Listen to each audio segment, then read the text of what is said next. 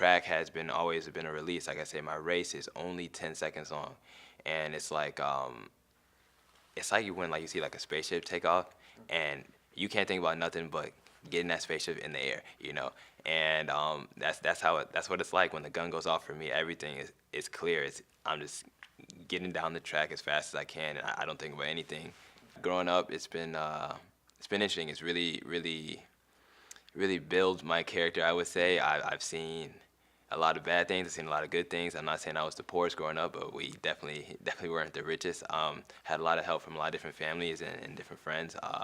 But I wouldn't have it any other way. I mean, I'm Justin Freeman, and I'm a product of my environment, and yeah, all the good, the bad, the ugly, everything in between, you know, has shaped me into who I am today. So there was a lot of tough times. We moved here, and my dad made $15 an hour, and he had 5 kids, and my mom like refused to work. So that getting over that hump was like really challenging for me, where my mom would just like sit at home, and she refused to work, and I love my mom, you know, but like it was just tough because like she watched us suffer, and if she just like worked, you know, then things would, not saying things would be, you know, perfect, but things would go like a lot smoother. And, you know, that's something that me and my mom even kind of hash out, you know, to this day. Owen is from Santa Monica, California. He is a psychology major at Hope College. Currently, he is training for the 800-meter dash and other middle distance events with the Dutch track team.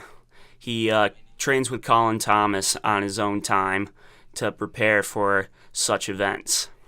I grew up in the Bay Area, in a small town like an hour north of San Francisco. And then I followed my buddy to Santa Monica, actually, and I was there for 4 years, but I just wanted another change because where I'm from, like my hometown is really small. So I went from there to LA, like for a big change, and then I'm kind of coming back to a smaller area just to finish up for 2 more years. I just wanted to go to like an environment that I knew I wouldn't really go to like out of graduation, like when I finished up everything. So just wanted to try something new and start over. How long have you been running track? This will be my 11th season this spring, so yeah. Almost half of your life. Yeah, just about half of it, a little over half actually. But yeah, it's been a great process. My last season this season, and hopefully we'll end it out on a bang. While Owen has come to Hope College, he's came to realize that there is a culture shock to this transition in his life. I think it's a lot different. I think everyone out here, I mean, even by like last names, you see a lot of similar sounding or similar origin last names. As opposed to LA, you can run into anybody, anytime, anywhere, which is good.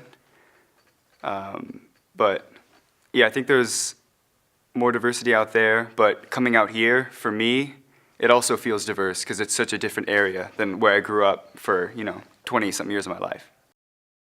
Both runners have interesting views on track as a whole, as well as the landscape of the Hope College track team. It's different because there's different mindsets for different races. Like in the sprints, I don't have time to think. My race is upwards of 10 seconds long.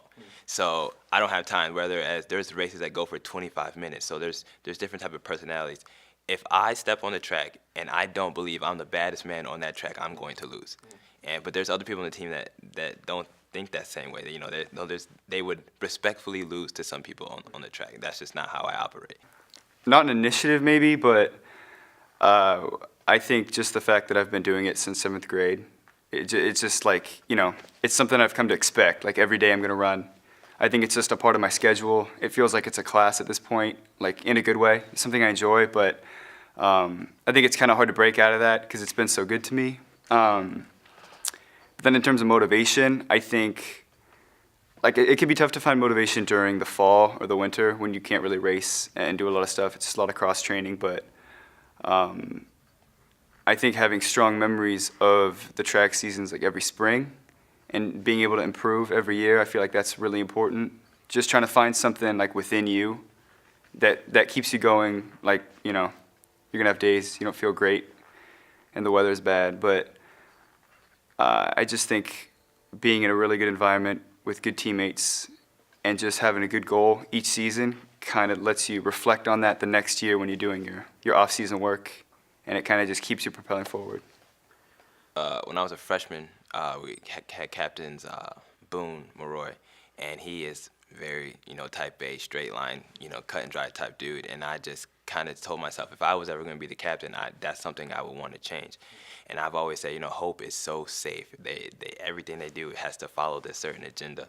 And with the creation of the mob, that was actually trying to, blend such strong personalities and egos within just the short sprinters. Like I said, everyone gets on the track thinking they're the best. So how do you take 7 guys who think they're the best and get them to interact and coexist? So the mob is how I kind of formulated that. Well, Justin and Owen being at different periods in their track careers at Hope College, they have different views on leadership as well as how they lead. At practice, it's a domino effect. I have to be there to push guys, in practice, because like, say I'm not there and our second fastest guy Adam is out there winning all the heats in practice by a mile. He's not getting better because he's the only one out there. So he's not pushing himself. He's just winning comfortably. So I need him to push me, and I need to push him, so that in turn pushes the person behind him to push the person behind them, and it gets the whole team, out there. Because if you can't just have one person out there just winning everything by a mile, because it won't get anyone else better. Because then the other people are, oh, well, he's just way faster. You need to have that, trickle down the line where, oh, there's one person who, I think I can get them, and you push them, and like I said, just kind of domino effects down the line for the whole team. Mm-hmm. That's been one of the challenges for me, becoming a captain. I've never been a captain of any team before. I've accomplished many things without being a captain. I think that speaks for itself, and people will follow me because of that. But I've learned that that's not, you can't just get by on that. You're going to have to speak to them as well, because there's different people and they respond differently. My voice carries, and when I speak, people listen. So I would say it's a combination of both for me. I'm not sure yet. It's been doing a lot of work with a few other guys on the mid-distance team right now, but at Santa Monica, and even last year when I was training with just some guys in like the UCLA club team, I tried to take on a leadership role because I was really close with the main guy I was training with, kind of my training partner and my coach.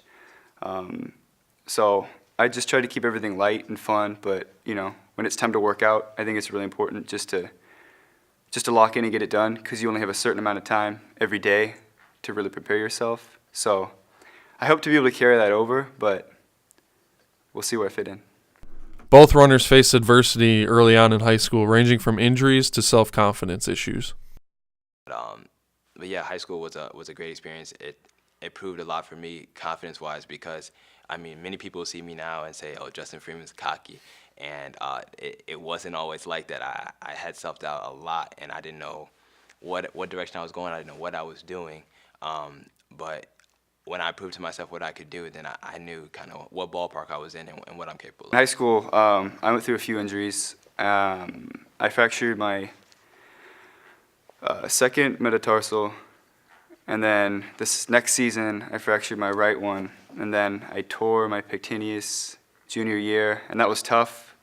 That wasted the whole year, and I was trying to run through it.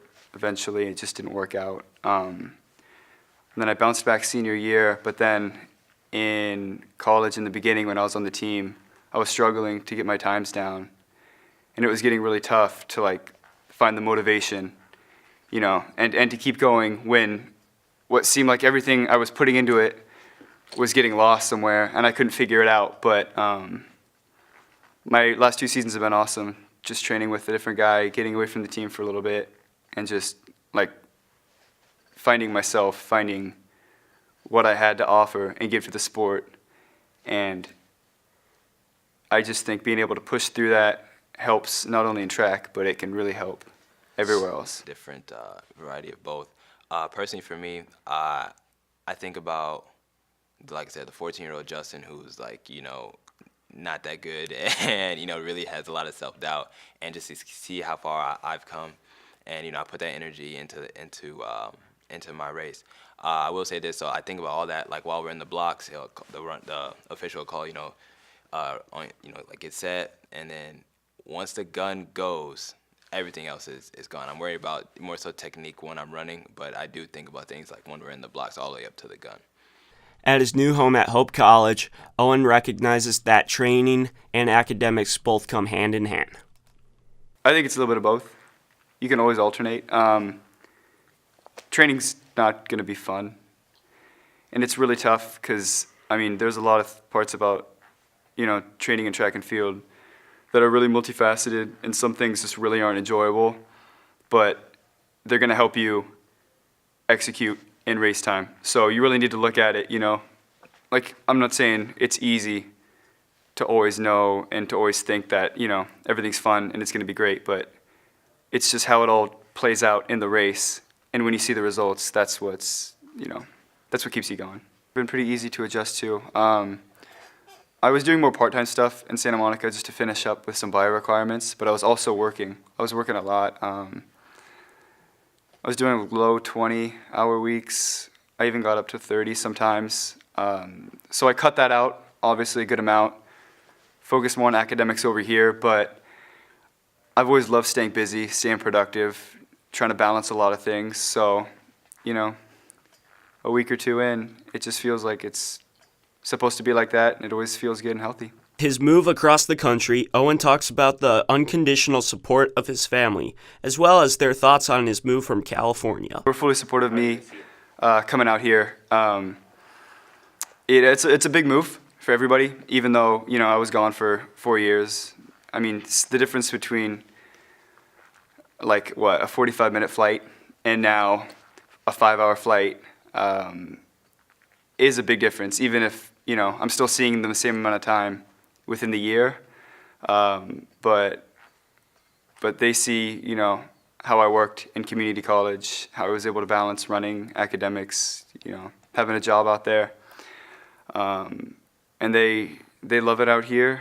When they moved me in, they loved it, and they know what's best. So it's good to see that and see their support. Justin talks about the value of family as well as carrying on his family name. My mom doesn't like sports. She says they make her stomach hurt. My dad comes to as many meets as he can, but we don't have a home track, or we don't really necessarily compete at a home track, so a lot of our meets are away, and he works a lot, so he comes to whatever he can. My sisters, kind of ask me about track randomly. They don't really know a lot about it. It's more so when I look at my nieces and my nephews and knowing that they'll remember, kind of the legacy that I leave behind. As far as pressures of growing up, I'm an adult now, and that's kind of made me who I am. I look to it as like it's kind of shown me how far I've come, but it doesn't. I wouldn't say it doesn't drive me like it drove me, when I was younger. Now it's more about, hey, what do I want to become? What are my goals? And my big mantra this season is how am I going to leave this legacy? Because I only got 10 more races and I'm done. So how can I use these 10 more to really instill legacy and not only Hope Track, but my brand as Justin Freeman. Justin and Owen talk about what track means to them and the legacy they leave behind at Hope College. It's been a great escape. It's something that I've always looked forward to, competing and participating in, and it's always been there for me, 100% of the time. So it's gonna be interesting when my season's over here pretty soon. I hold records here at Hope, 3 in fact, but records are meant to be broken by other people. But I think as far as like legacy, I think I want people to remember me as just an honest person and someone who spoke their mind and stood up for what they believed in. And I think people remember that. I started the mob, and I hope that it goes to live on throughout many years after I'm gone. But yeah, through my family, they'll know that I've always pushed and tried to promote our last name. It's the only thing I have left. I'm the only boy. I have all sisters. But my half brother, he doesn't have our same last name, so I'm the only one who will carry it. So it's really up to me to live that legacy. Trust your training, really. That's what it came down to the past 2 years, and it really brought me into a new light.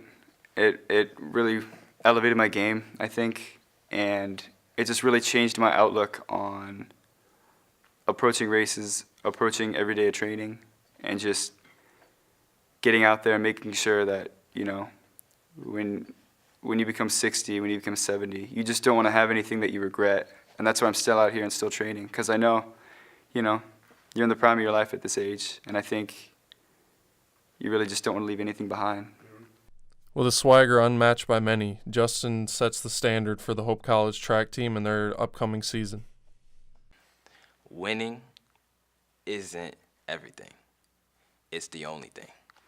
And I truly live by that. I love winning. And when you find something that you're good at and you have passion about it and you can do that, that's what drives me. You know, I love that feeling crossing the line first, and that's what pushes me to do everything I can. Records are great, and I've shattered a few, and that's awesome. But like, track is awesome because you can always see your results, and our successes has come a little bit of, I call it drip, some call it swag. You know, a little bit of. A little bit of something that, people are getting excited about, and, we've been, successful and gotten some, some coverage from that, and I think it's getting people excited. All day.